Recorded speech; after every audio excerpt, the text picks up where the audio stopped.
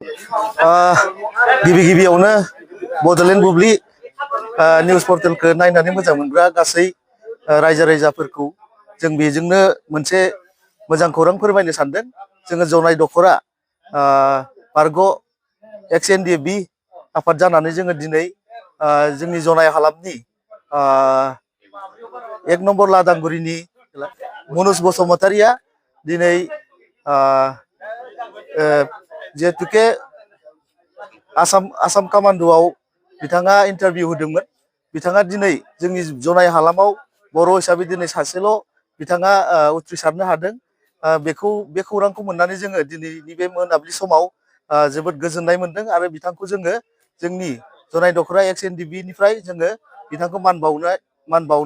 मोनाबिलि समाव जोङो मान बावफैनो हादों। बे मान बावफैनायाव जों जोबोद गोजोननाय मोनदों। फैबाय थानाय उन जोलै लाइमोनफोरखौ जोङो बिदिनो बिथाङा जिहेतुके दिनै बे गावनि जिथु नाजानायाव कामान्ड'खौ मोननो हाबाय। बिथांखौ जों खावलायगोन जे जोंनि जनाय हालामनि उन जेनेरेसन गथ'फोरखौ बिथाङा जिहेतुके दिनै नाजानानै मोननायखौ गाव अनुभब खालामनानै जे उन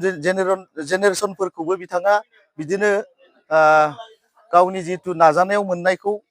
बेफोर बाथ्राखौ लानानै उन जेनेरेसनफोरखौबो माने फोरोंलांगोन आरो खोन्थालांगोन। जों बेखौनो बिथांनिफ्राय आसा फारियो। जोङो दिनै मिथिनाय बायदिब्ला जोङो बिथां जनाय हालाम हिसाबै बिथां बे मनज बसुमतारिखौल' जोङो मोनदों होननानै जों खौराङाव मिथिनो मोनदों। आरो बिथाङा आरो मोनसे बिनि सिगाङावनो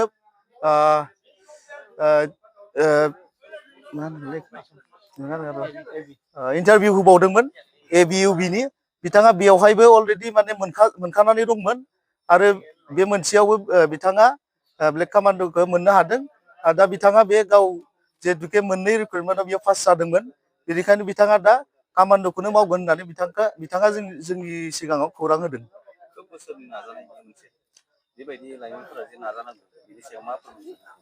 जोङो बेखौनो लाइमोनफोरखौ बुंगोन जाहाथे नाजानाया बयनावबो थानांगौ। नाजायोब्ला माब्लाबाबो फेलें जाया। बिनि थाखायनो बयबो जनाय हालामनि बा जोंनि गासै बर' माहारियारि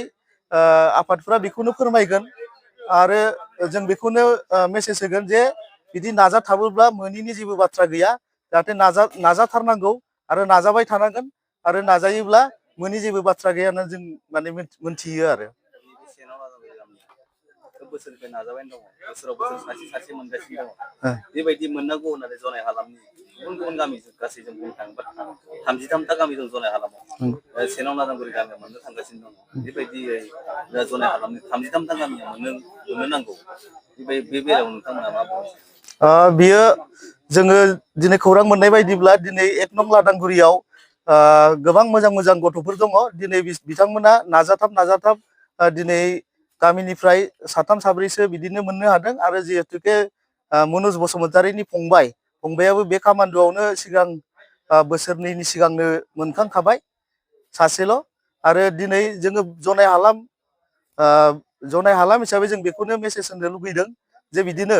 मोनफ्रोमबो गामियावबो बेफोरबायदिखौ नाजाबाय थानांगोन आरो नाजाथाबबाय थानांगोन। नाजायोब्ला जेबो फेलें जाया आरो मोननो हाहैगोन होननानै जोङो आसा फारियो। गोजोननाया मोनदों आरो खाफालनि खोथा। दिनै बिदायासो मोनग्रोनांगौमोन। गिबियाव फंबाया मोनबाय। फंबाया माबोरै मोनदों? बेयो बांसिन इन्टारेस्टखौ होदों आरो दिनै बिदायाबो फंबायखौ नुनानै बांसिन इन्टारेस्टखौ होदों। बे गावनि माने फिजिकेलखौ लानानैसो बेबो मोननाय जाहैदों आरो माने गोसो होदों आरो बे गोसो होनानैसो बे साख्रिखौ मोनदों आरो। जाहाथे जोंहा बे जोंनि जनाय हालामाव 1 नं लादांगुरि बा थाइखेरगुरि बा जैपुर माइनावपुर बे एरियायाव जाहाथे बेफोरबायदिनो इयुन जोलैया जालांथों होननानै आं बेखौबो आसा खालायो आरो आंनि फिसाखौ आं बुङो जे साख्रि मोनदों होननानै नोङो रावखौबो गावनि प्रेक्टिकेल गावनि रोंनाय माबा मोनसे नोंनि अबिगथा साख्रि मावनानै अबिगथाफोरखौ एसेबाबो न'आव सुटियाव फैयोबा फोरोंलां खोन्थालां। होमबासो जोंनि बे इयुन जोलैफ्रा जाहाथे मावनो हागोन। आंनि फिसाखौ बुङो आरो बेनो आरो आंनि फिसाया गिबियाव आंनि उन्दै फिसाया कामान्ड' साख्रि मोनदों आरो नै दा नेक्स्ट टाइमाव बिनि बिदा मनज बसुमतारी मोनदों आं मा बुंबावनो मा जाजानो लुबैदों ओरैनो आदै जोनोमनिफ्राय जे फिसालाफोरखौ जोनोम होजेनबाय बे समनिफ्राय आदैया फिसालाफोरखौ साख्रि होनाय फिसाजो साख्रि होनाय नों फिसालाफोरनि गेजेराव सोरखौ मा जाजानो लुबैदोंमोन ओरैनो आन्दाजाव आं आंनि आन्दाजाव आं बेखौनो जाजानो लुबैदों जे आं माने फौजिनाय होननाय बुस्थुखौनो आं मोजां मोनखायो आरो फौजियाव मा मा प्रेक्टिकेल लानांगौ बेखौ आंबो एसे एनै फिसाफोरखौ फंसे फंनैबाबो बुंखायो ओरैबायदि माव ओरैबायदि माव ओरैबायदि माव माने गेलेनाय समाव गेले जानाय समाव जा आरो मावनाय समाव माव होमबाबो आं बिसोरनो टाइम होयो भलिबल गेलेनाय फुटबल गेलेनाय बेफोरावसो फिसाफ्रा मोनसे प्रेक्टिकेल थायो नालाय आं बेखौ बिसोरखौ माना होफेराखै आंनि फिसाफ्रा मोजाङै गेलेथों प्रेक्टिस लाथों जाहाथे इयुनाव बेबायदि मोनसे फौजि लाइनाव थांथों होननानै आं हदाय आं फिसाखौ आसा खालामो फिसालाफोरनि जे आदैया जे जाय फिसालाफोरखौ जाय सोलोंथाइ होबाय बे सोलोंथाइ होनायाव माबायदि आदैनिफ्राय माबायदि हेफाजाब दंमोन उन्दैनिफ्रायनो जाय थाखोसेनिफ्राय लानानै जोङो बुंनो थाङोबा डिग्रि लेभेलसिम जों सोलोंथाइ होनांगौ फिसाफोरखौ बे बेलायाव आदैया माबायदि फिसाफोरखौ आङो फिसाखौ ओरैबायदि खस्थ' सोलोंथाइ होदों जे आं हाजिरा मावनानैबाबो दंफां हानानैबाबो बेट दाननानैबाबो सोरनियावबा मिस्ट्रि मावनानैबाबो सोरनावबा जेवरा दुमनानैबाबो आं फिसाखौ फरायहोदों खस्थ' खालामनानै आं बिसोरखौ बेबायदि जाजानो लुबैदों आं बिराद खस्थ' खालायदों फरायनायावबो आं बन हैदों माइरं हैदों मैगं हैदों थेवबो आं फिसाखौ माना गैया फराय ग्रेजुवेट नङागौमानि नोंसोरखौ गारखाया होननानै आंहा समाय दंखायो आरो आंनि फिसाफ्रा ग्रेजुवेटबो खालायदों आरो गावसोरनि साननाय बायदि हादोंबो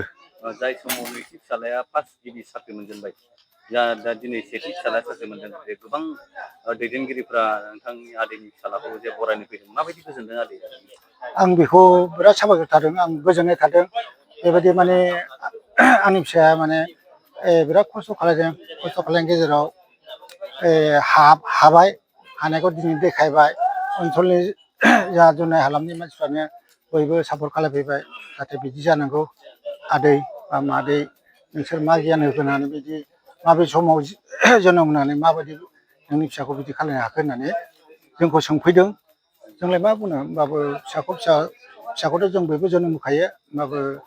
उफाय गैया होमबाबो आंथ' फोरोंनायखौ आं नागाराखायाखै गेलेनायखौ आं मानाफेराखै मोजाङै मोजां बिसोरो जै जाथों बा मोजां फरायथों माबा मोनसे नौकरि लाथों माबा मोनसे नङा नौकरिया माने आं बुङो माने फौजिखौल' आं मोजां मोनखायो थोंजोङै बुंनो थाङोब्ला जोंनि जे जनाय हालामाव 33ता गामि दङ बेनि बिखेकखे बुंनो थाङोबा जों सेरं लाजोंगुरि गामिनि लाइमोनफोरखौ जे दिनै आदैनि फिसालाया सानैबो साख्रि मोनबाय माबायदि बोसोन होलांनांगौ उननि समाव गथ'फोरा जोंना जौगालांनांगौ माबायदि बोसोन होनांगौ फिसालाफोरखौ माबायदि बोसोन होगोन आङो बिसोरखौ बुंगोन जे फिसाफोर नोंसोरो उन्दैया आवगाय साख्रि मोनबाय दा गेदेरा जुजि मोनबाय दा इयुनाव माने सोरनिबा एखे जुगनि बे खोथा नङा लासै लासैनो फैबाय थागोन जाहाथे नोंसोरो आवगाय मोनदों होननानै आवगाय राजा जानो नाङा न'आव सुटियाव फैबा बै गथ'खौ एसे दिथियो बल गेलेनायाव दिथियो भलिबल गेलेनायाव दिथियो मोजां फराय बेबायदिखौ आंथ' एनि टाइम आं बेफोरखौ न'खरावनो फोरोंबाय थाखायो खिन्थु दाल' बे साख्रि मोनदों होननानै बे हारसिं थानो हाया मालाबाबो बे मालायखौ फोरोंखानांगोन आरो फोरोंनो आं थोनो आरोखि जोंना गासै फेमिलिया जोंना आंना फिसा हिन्जाव सानै फिसा हौवा सानै মোৰ ল'ৰাবিলাক কিমান কষ্ট কৰি থাকে কিমান দুখ আছে কিমান হাজিৰা কৰে কিবা কৰে কিমান দৌৰি আছে কিমান চনৰ পৰা আমি গমেই নাপাওঁ মই এতিয়া কৈ পাহাৰে প্ৰথমে কিমান কৈছে মই কৈছে দুখ পাইছে নেকি ভৰি বিষাই না হাত বিষাই না নিবিষাই কয় আজি কিমান বছৰ হৈ গ'ল দৌৰি থকা এতিয়া পাইছে মই বহুত ধন্যবাদ মইতো কান্দিম হাঁহি হৈ গৈছে মই সৰুটো সৰু গ'লে আৰু ডাঙৰটোকে বেছি চিন্তাটো কৰি থাকে পাইছে মই বহুত ধন্যবাদ ভাবিছোঁ মই আৰুনো কি ক'ম আৰু ক'বলৈ নাই আৰু মোৰ দেহা ফালিলেতো বুকু ফালি পিনি দেখাব পাৰে ফালিব নোৱাৰে যে সেইকাৰণে মই কৈছে আৰু ইমান দুখ সুখ গ'ল ল'ৰাকেইটা গমে নাই কোনো মহে জানে বুকুত আছে মায়ে জানে এনেকুৱাই আৰু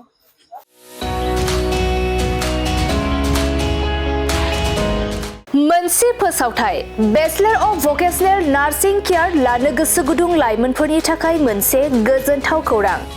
बाक्सा जिल्लानि सिङाव थानाय बरमायाव rural institute of health science group of vocational nursing एडुकेशनाव बेचलर अफ भकेशनेल नार्सिं केयारनि थाखाय मुं थिसननाय एबा एडमिशना सोलिगासिनो दं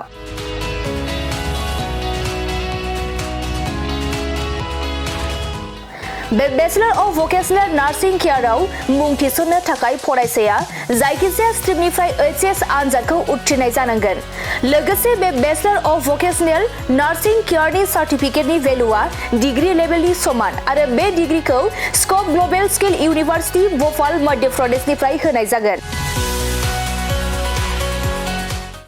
गुबैयै भकेशनेल नार्सिंनि सायाव बे bachelor of vocational nursing care कचिंखौ होनाय जायो आरो बे कचिंआ जोबखांनायनि उनाव नोंथाङा सरखारि साख्रि कर्परेट साख्रि आरो प्राइभेट साख्रि मोननायनिबो सुबिदा दं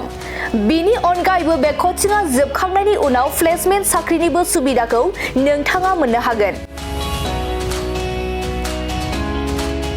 बेनिखायनो जाय बिथांमोना बे bachelor of vocational nursing care कर्सखौ खालामनो गोसो थाबैनो नैबे 8723035865 जानबुं नम्बराव सुलाद लानानै गावनि मुंखौ थिसननो हागोन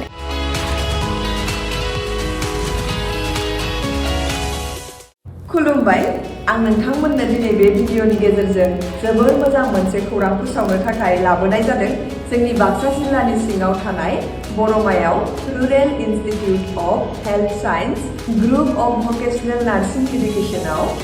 bachelor of vocational in nursing केयारनि